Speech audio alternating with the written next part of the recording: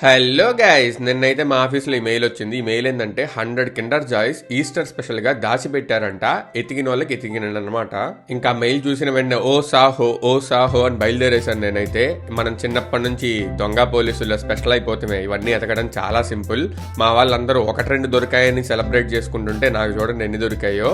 ఇంకా ప్రతి మూల ప్రతి ప్లేస్ ఎతకడం అయితే నేను స్టార్ట్ చేసా. గొడుగు లోపలని వీళ్ళు ఎక్కడెక్కడ పెట్టారో మొత్తం అంతా ఎతుక్కుంటా వెళ్ళాను. ఇంకా ఎక్కడెక్కడ పెట్టారో ఒకసారి చూపిస్తా చూడండి.